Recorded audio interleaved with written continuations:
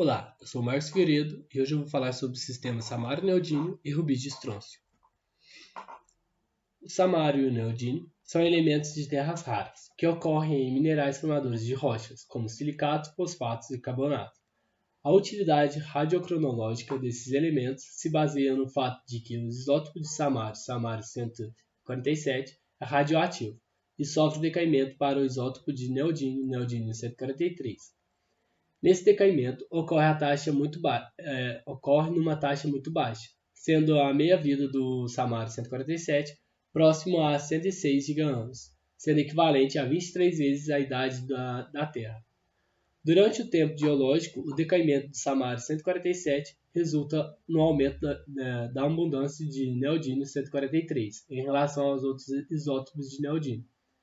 Desta forma, o par de samário-neodímio constitui uma das mais importantes ferramentas geocronológicas, com ampla aplicação na determinação de idades de rochas e na determinação temporal dos mais importantes eventos na evolução química do planeta. A aplicação do par de samário-neodímio em rochas ígneas pode também ser usada para sondar o interior da Terra, permitindo a identificação de denominados com diferentes composições químicas, como também traçar a origem e a evolução destes grandes reservatórios no passado geológico. Comparado com um par de rubi de estrôncio, o desenvolvimento teórico do sistema samário-neodímio teve uma rápida evolução, uma vez que tanto as bases conceituais como a capacidade laboratorial que já estavam estabelecidas incluem técnicas de diluição isotópica e espectrometria de massa. Para o sistema de rubi de estrôncio, a única barreira a ser vencida na década de 1970 foi o estabelecimento de procedimentos de separação dos elementos de interesse e as novas interpretações a partir dos resultados obtidos com o novo método. Como pode ser visto na figura 1. Existem dois sistemas de decaimento entre os isótopos de samário e de neodímio. O primeiro é o samário 146, que decai para o neodímio 142. O segundo par é o neodímio 147, que decai para o neodímio 143. Este segundo decaimento não é utilizado para os estudos geocronológicos e de geologia isotópica, uma vez que o samário 146 é um isótopo radioativo, que decai para o neodímio 142, e radiogênio, resultado do decaimento do GD 150. E sua utilização é dificultada pelas correções necessárias. Outros dois decaimentos são observados, que é o samário 148 para o neodímio 144 e samário 149 para o neodímio 145. Porém, as meias-vidas tão grandes que não permitem a observação de variações nas suas respectivas abundâncias e na escala do tempo geológico. O primeiro par de decaimento, samário 147 para o neodímio 143, cuja constante de decaimento é 6,54 vezes 10 elevado a menos 12 anos por anos, é utilizado nos diversos laboratórios de geologia isotópica e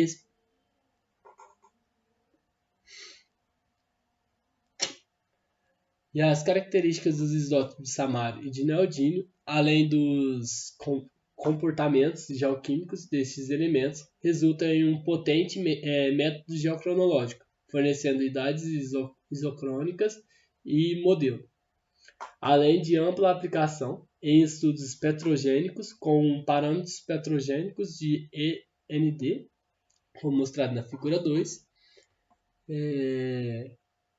e a isócrona do samário-neodímio. O sistema samário-neodímio é utilizado na determinação de idades de cristalização e de eventos magmáticos e metamórficos. Esse sistema tem se mostrado eficiente na datação de rochas máficas e ultramáficas, que são, em geral, difíceis de serem datados por outros métodos. Os principais de datação isocrônica de samário-neodímio são idênticos aos usados no método de rubi de estrôncio. E como naquele caso, algumas premissas são necessárias.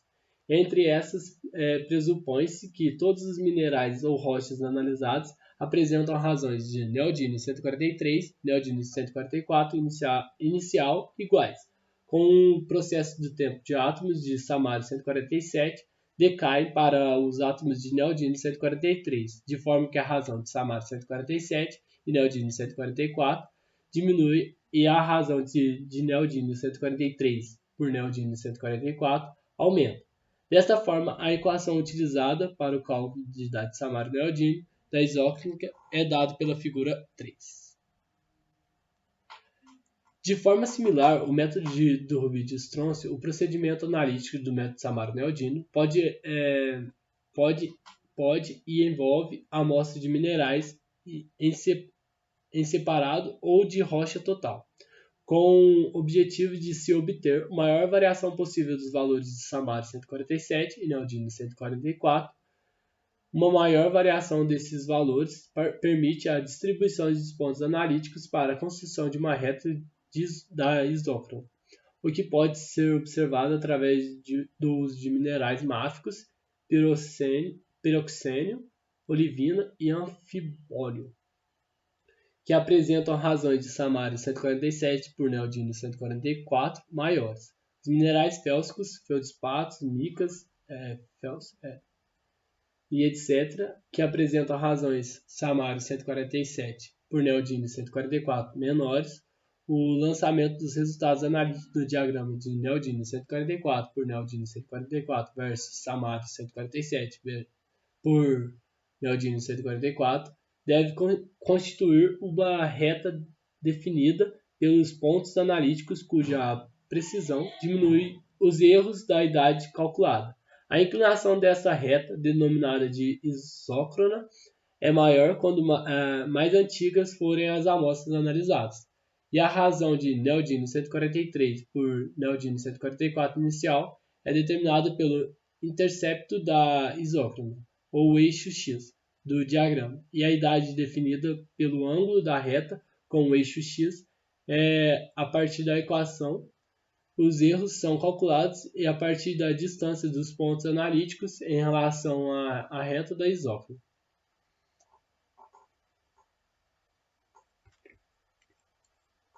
A evolução dos isótopos de Nd. A abundância do neodímio 143 é consequentemente da razão de neodímio 143 por neodímio 144. Na Terra tem aumentado no decorrer do tempo. E em função do decaimento de samário 147, esse aumento da razão de neodímio 143 por neodímio 144 pode ser descrito no modelo baseado na idade da Terra, de 4,6 giga-anos, com as respectivas razões primordiais de neodímio 143 por neodímio 144, obtido através da análise de meteoritos rochosos e de rochas terrestres jovens. Segundo esse modelo mostrado na figura 5, os reservatórios metálicos empobrecidos de DM sofrem um empobrecimento de neodímio em relação ao samário, apresentando durante o tempo geológico os valores de neodímio 143 por neodímio 144 maiores do que os reservatórios condrítico. As razões atuais de neodímio 143 por neodímio 144 apresentam uma grande variação no resultado de amostras em diferentes rochas coletadas em diferentes ambientes geológicos, como crosta continental e crosta oceânica, com valores inferiores em relação aos reservatórios condríticos.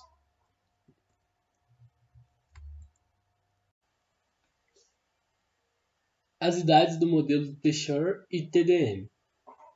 O método de samário-neodímio permite o cálculo de idades de modelos baseadas nas evoluções isotópicas do neodímio. Essas idades são baseadas na premissa de que a razão de samário por neodímio apresentou variações significativas no processo geológico caracterizado pela formação da crosta através da extração de magmas metálicos. As idades do modelo são calculadas para amostras individuais e devem ser interpretadas com cuidado, uma vez que são baseadas em premissa sobre a composição isotópica da fonte que originou a amostra. A primeira dessas idades do modelo é denominada T-Shur e é relativa ao reservatório condrítico. Em outras palavras, T-Shur é a idade do modelo que mede o tempo em que a amostra foi gerada e separada de um magma com uma composição equivalente ao reservatório condrítico, tendo como parâmetro a Terra como um todo, como razão de neodímio 143 por neodímio 144, evoluiu desde seu valor primordial até seu valor atual, com valores conhecidos, sabendo que a razão de neodímio 143 por neodímio 144 atual de uma amostra pode se estimar quando ela foi gerada a partir do reservatório condrítico. A segunda idade modelo é denominada de TDM e é relativa ao reservatório metálico e empobrecido na razão de samário por neodímio. Esta idade corresponde ao tempo decorrido desde a geração da amostra a partir de um magma com a razão de neodímio 143 por neodímio 144, equivalente ao manto empobrecido, como a razão de neodímio 143 por neodímio 144 evoluiu desde seu valor primordial até seu valor atual, com valores conhecidos, sabendo-se que a razão de neodímio 143 por neodímio 144 atual da amostra pode se estimar enquanto ela foi gerada a partir do reservatório metálico. As idades do modelo, calculadas pelo método de Samário-Neodímio, têm significado geológico somente quando a razão de Samário-Neodímio da rocha a ser datada não tenha mudado desde a sua extração do reservatório. Outra dificuldade na interpretação das idades do modelo é a que ocorre a escolha do reservatório, uma vez que as idades podem apresentar diferenças de até 3 mil milhões de anos se escolhido o reservatório condrítico ou reservatório metálico empobrecido. Em adição ao reservatório metálico empobrecido, pode ser evoluído de forma complexa, gerando sub-reservatório com diferentes valores de razão, Samário-Neodímio, e, consequentemente, diferentes valores da razão, neodímio 143 por neodímio 144. O parâmetro petrogênico de END. A razão inicial de neodímio 143 por neodímio 144 é também um importante parâmetro fornecido pelo método Samário-Neodímio. As razões de neodímio 143 por neodímio 144 em rochas terrestres podem ser expressas em termos de uma função de END, cujo valor é determinado pela comparação entre a amostra estudada e o reservatório condrítico, multiplicado por 10 milhões. A evolução da razão de neodímio 143 por neodímio 144 em fontes de magmas através do tempo pode ser estudada pela determinação das razões iniciais das rochas de diferentes idades, assumindo o equilíbrio isotópico entre o magma e o resíduo sólido no período que o magma é extraído e introduzido na crosta, e razão inicial de neodímio 143 por neodímio 144 da rocha ígnea resultante será idêntica da fonte e o período de fusão, uma forma relacionada ao valor de END com o tempo é dada pela equação seguinte.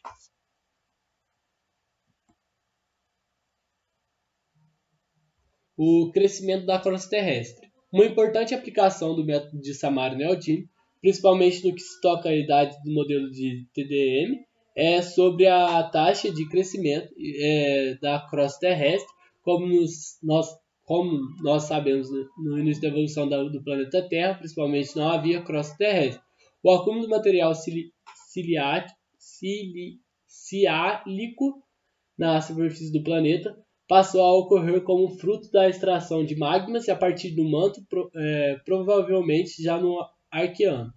A possibilidade de se medir essa taxa de crescimento da crosta terrestre apenas foi possível com a divulgação, nas últimas 3 décadas, de resultados de idades do TDM em diversas unidades geológicas ao redor do planeta. Com esses relatos, alguns autores propuseram taxas de crescimento da crosta no decorrer do tempo geológico.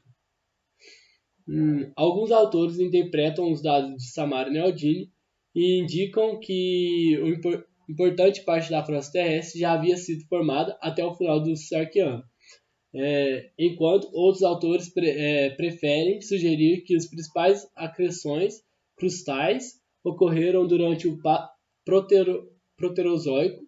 A crescente utilização destes métodos vai a partir do aprimoramento dessas taxas de crescimento, incluindo a utilização de outros métodos como urânio-chumbo.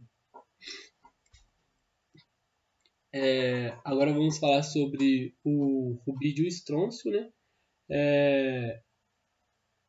Os elementos rubídio e estrôncio estão presentes na maioria das rochas ígneas, metamórficas e sedimentares. Entretanto, a concentração desses elementos raramente passa de 1%, tanto no rubídio quanto no estrôncio. Não são elementos constituintes dos minerais silicáticos, formadores de rochas, com exceção ao estrôncio, que participa na formação do carbonato estrocianita e o sulfato celestita, os quais são encontrados alterações hidrotermais e rochas sedimentares como nos carbonatos. Apesar do rubídio ter sido descoberto no final do século XIX no mineral lepidolita e sua radioatividade ter sido demonstrada em 1906, apenas 30 anos depois que o rubídio 87 foi identificado como um isótopo com radioatividade natural. A importância desses dois elementos para a geocronologia se baseia principalmente em dois aspectos, principalmente no isótopo radioativo, rubídio 87, decai para o isótopo estável, estrôncio 87. Desta forma, a quantidade de estrôncio 87, um mineral ou rocha contendo rubídio, aumenta continuamente em função do tempo, permitindo que o uso de ambos para a determinação da idade. Em segundo lugar, o isótopo radioativo estrôncio 87 pode ser utilizado como um traçador em certos processos geológicos, tais como estudos petrogênicos de depósitos minerais e na evolução isotópica dos oceanos. O rubídio apresenta dois isótopos naturais, o rubídio 85 e o rubídio 87, cujas mudanças são respectivamente 72,16% e 27,83%. Com esses valores pode-se dizer que a razão de rubídio 85 por rubídio 87 é igual a 2,593 e constante para materiais da Terra, da Lua e do Sistema Solar, incluindo meteoritos formados conjuntamente a partir de uma mesma nuvem solar.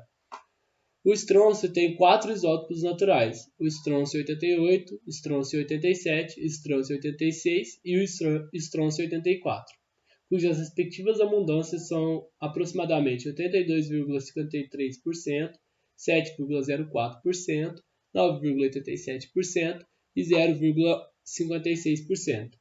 O método de datação rubídio-estrôncio é baseado no decaimento do rubídio 87 através da emissão de uma partícula para o estrôncio 87, de acordo com uma constante de decaimento igual a 1,42 vezes 10 elevado a menos 11 por ano. A possibilidade de datação de minerais ricos em rubídios através do decaimento de rubídio 87 para o estrôncio 87 foi discutida pela primeira vez por Han Vollen. A primeira determinação da idade do método rubídio-estrôncio ocorreu poucos anos depois. Entretanto, este método de datação tornou-se ampla a utilização apenas na década de 1950, quando o espectrômetro de massa, baseado no modelo de desenvolvimento do NIR, tornou-se disponível. A aplicação desse método também dependeu do desenvolvimento de técnicas de diluição isotópica combinado com a cromatografia para a separação dos elementos de interesse, uma importante contribuição na literatura sobre o método de datação rubídio-estrôncio.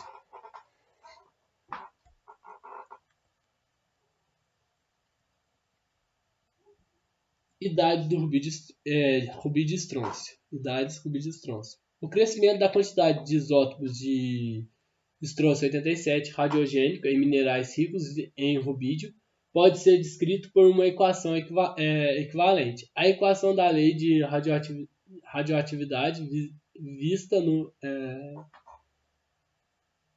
nesta equação, o número total de estrôncio 87 em um mineral é função do número de estrôncio 87 inicial presente no mineral, somado ao número de isótopos de rubídio 87 que sofreram decaimento durante um período de tempo. É útil dividir esta equação pelo valor de estrôncio 86, uma vez que a razão entre os isótopos são mais facilmente determináveis em laboratório de espectrometria de massa do que número de átomos de estrôncio 87 ou rubídio 87 em um mineral ou rocha. Esse procedimento é matematicamente correto, uma vez que o número total de átomos de estrôncio 86 permanece constante, enquanto o número de estrôncio 87 aumenta pelo decaimento de rubídio 87.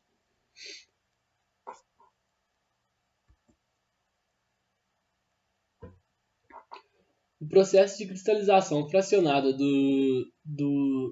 dos magmas envolve a separação de minerais líquidos, resultando na formação de suítes ígneas comagmáticas, cujos produtos apresentam diferentes composições químicas. Se o estrôncio em um magma foi homogeneizado isotopicamente ou ao longo do período de resfriamento, pode-se assumir que todas as rochas geradas a partir desse magma apresentam a mesma razão de estrôncio 87 por estrôncio 86 inicial. Em adição, considera-se que o tempo necessário para a cristalização do magma foi relativamente curto. Todos os produtos gerados por esse processo têm a mesma idade. Para o cálculo de idade de processos magmáticos, foi inicialmente proposto na década de 1960 a utilização de idades do modelo de rubídio de estrôncio, baseadas na suposição de que as razões iniciais de estrôncio 87 por estrôncio 86 tendem a ser cerca de 0,705, o que veio a ser demonstrado como equivocado por alguns autores. Para a cristalização de rochas comagmáticas, as análises das razões isotópicas de estrôncio 87 por estrôncio 86 e rubídio 87 por estrôncio 86 deverão formar um alinhamento de pontos cuja a reta é representada por uma equação de primeiro grau do tipo I igual a B mais mx. Isso permitiu a alguns autores desenvolver o cálculo de idades através de um isócrona, uma vez que os pontos representam um sistema tendo a mesma idade e a mesma razão inicial, de estrôncio 87 por estrôncio 86.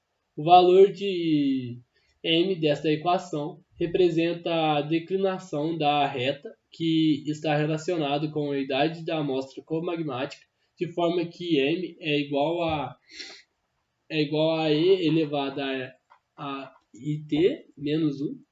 O valor de b representa o intercepto do eixo y e corresponde ao valor da razão inicial de estrôncio 87 por estrôncio 86. Uma suíte de rochas comagmáticas de idade definirá uma isócrona somente quando cada membro suíte tiver a mesma razão inicial de estrôncio 87 por estrôncio 86.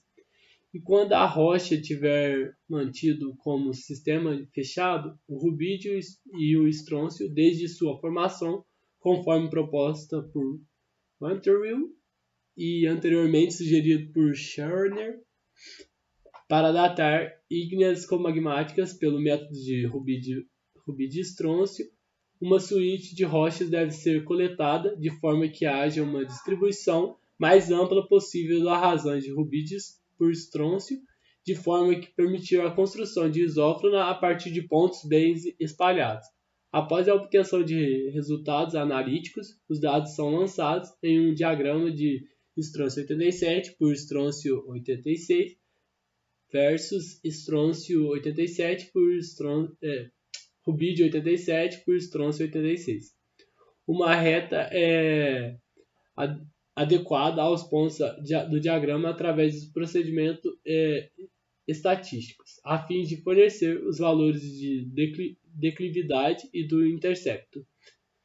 Com maior precisão possível, a idade então é obtida através da equação e o resultado indica o tempo decorrente desde a formação da amostra de Sweet.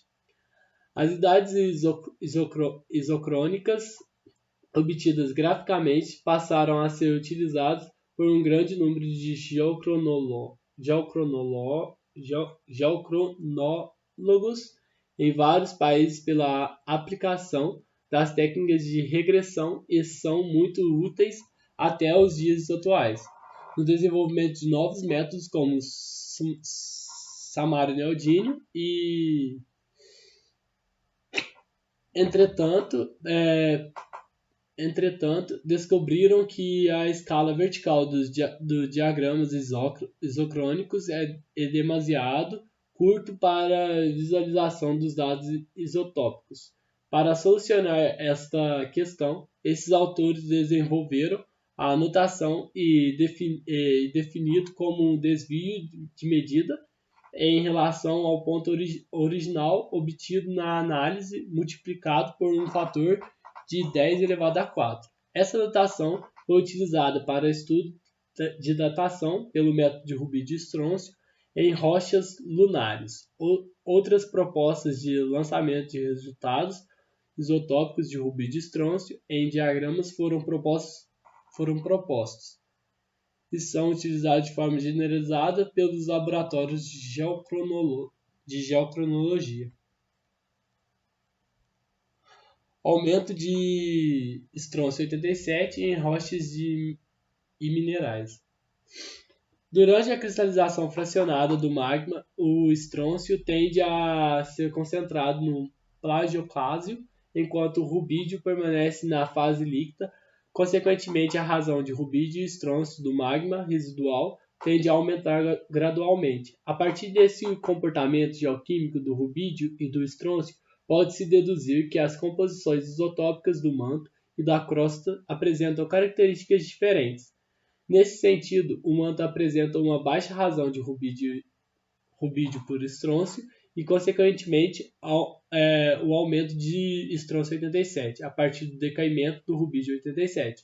Ocorre uma taxa inferior se comparado ao aumento do estrôncio 87 na crosta superior.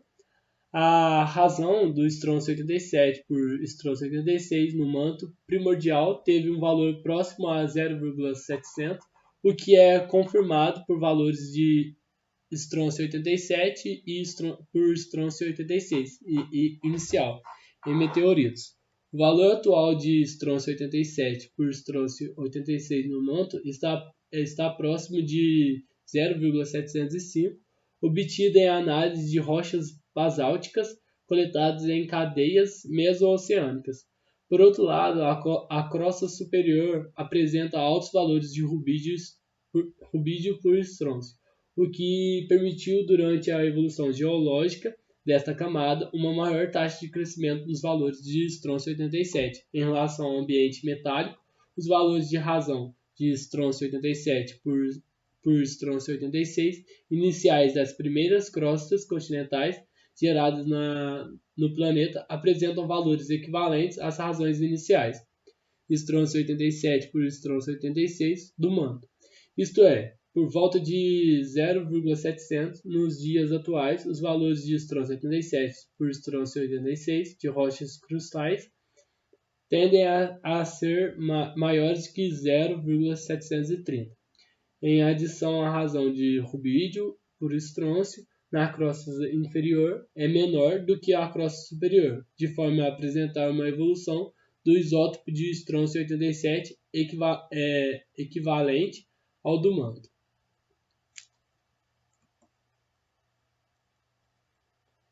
O comportamento do sistema isotópico de rubi de estrôncio. O desenvolvimento de técnicas analíticas mais precisas para a datação, como o método de urânio-chumbo, tem permitido uma melhor avaliação dos significados das idades de rubi de estrôncio. No item foram apresentados pré-requisitos para a datação de rochas e minerais, como é necessário de que as concentrações de rubi e estrôncio e suas razões de estrôncio 87 por estrôncio 86 devem ser resultado somente do decaimento do rubi de 87 para estrôncio 86.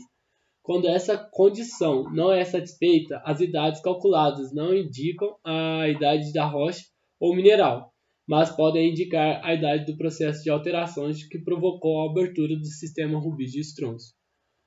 O potencial do método de rubi de estrôncio para a aplicação geocronológicas é como parâmetros pretogênicos, as razões iniciais de estrôncio 87 por estrôncio 86, foi reconhecido desde o início de seu desenvolvimento em função de haver uma ampla variação das razões de rubídio por estrôncio em minerais formadores de rochas, porém a exatidão das isócronas de rubídio e estrôncio é em grande parte dependente de quanto e se o sistema manteve fechado desde sua formação. Infelizmente, a radionuclídeo de rubídio 87 é um elemento alcalino de grande mobilidade geoquímica e permite uma grande facilidade na abertura do sistema de forma a fornecer idades análogas. No mais é isso, essas são as fontes. Gostaria de agradecer. Até logo. Para dúvidas, só entrar em contato com o meu e-mail.